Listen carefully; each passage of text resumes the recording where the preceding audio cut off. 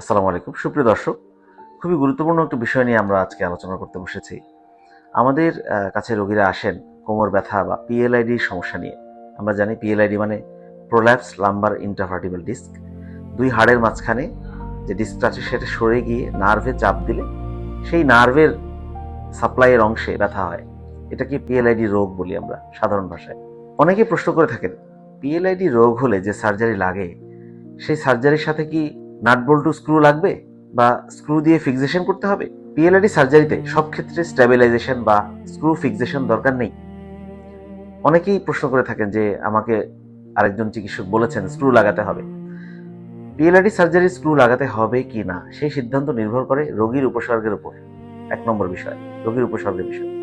যদি উপসর্গ হয় যে শুধুমাত্র ডিস্ক প্রোলাপস হয়েছে, নার্ভের উপর চাপ দিয়েছে এবং সেই উপসর্গটা প্রথম হয়েছে তার জীবনে, অন্যান্য এমআরআই এক্সরেতে দেখা যাচ্ছে আর কোনো হাড়ের সমস্যা নেই, হাড় নড়ে যায়নি, যেটাকে আমরা স্পন্ডাইলোলিস্থেসিস বলি, জয়েন্টে কোনো সমস্যা নেই, জয়েন্ট খুব সুন্দর আছে, তার যথাস্থানে আছে, শুধুমাত্র ডিস্ক বের হয়ে নার্ভে চাপ দিয়েছে, এসব ক্ষেত্রে কিন্তু স্ক্রু ফিক্সেশন দরকার নেই।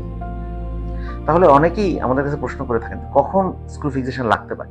খুবই অল্প কিছু ক্ষেত্রে পিএলআইডি সার্জারি এবং স্ক্রু ফিক্সেশন লাগতে পারে। যেমন অনেক রোগীর বারবার পিএলআইডি হচ্ছে বা তার এই ডিস্ক হার্নিয়েশন হওয়ার প্রবণতা বেশি, তার একবার সার্জারি হয়েছে আগে, 4-5 বছর পর আবার প্রয়োজন হয়েছে, বারবার তার এই উপসর্গ আসছে, তার ক্ষেত্রে লাগতে পারে।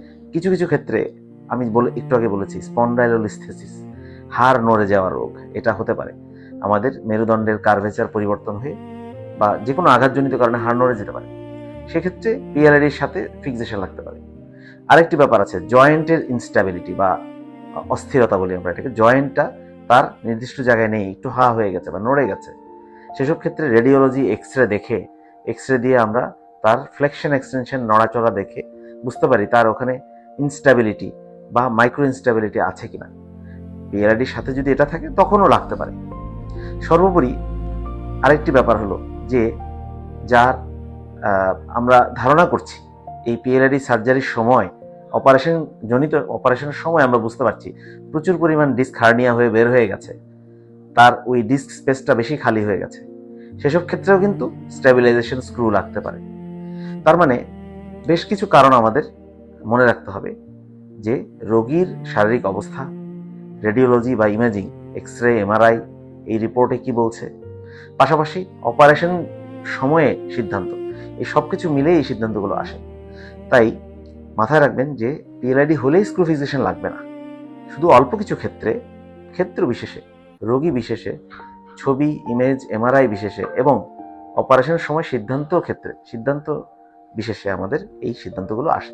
আশা করি আজকের আলোচনায় আপনারা উপকৃত হবেন এবং সঠিক ডাক্তারের পরামর্শ নিয়ে আপনাদের পিএলআইডি সার্জারি করাবেন। সবাইকে ধন্যবাদ। আসসালামু আলাইকুম।